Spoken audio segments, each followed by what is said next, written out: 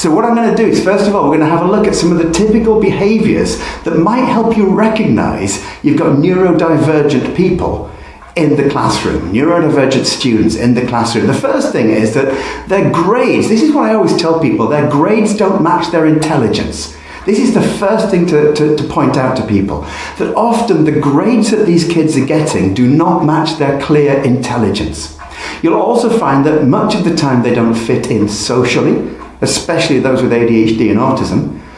Most of these kids will at some point withdraw from learning because they find it difficult, they find it particularly unpleasant.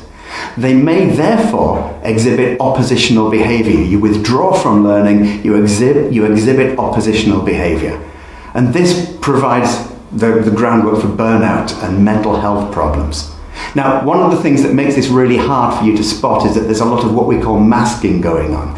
And masking is essentially pretending to be normal, because kids think that the way everybody else is normal. And so a lot of autistic kids, ADHD kids, dyslexic kids try to fit in, but they don't. And this is exhausting. And it leads to burnout and more mental health problems. So this is essentially what you can notice. These are the first things to spot.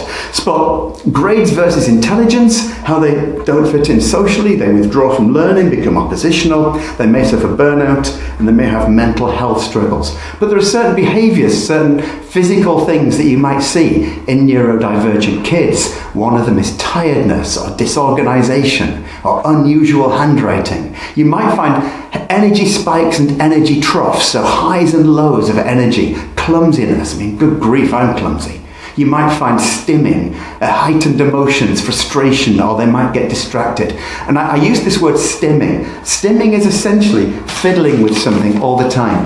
Often people see when I'm on Zoom or when I'm on a Teams call, they'll see that I'm playing with a set of dice, rolling the dice between my hands. This is a form of stimming. For me, it's ADHD stimming. For other kids, it may be autistic stimming. It's that which, on the one hand, it wakes you up when the brain is feeling tired, and on the other hand, when the brain has got too much energy, it allows for that release of energy. So if you see kids stimming, if you see kids moving and shaking and trembling their legs, don't try to stop them. It's a really useful outlet for what's going on in the brain.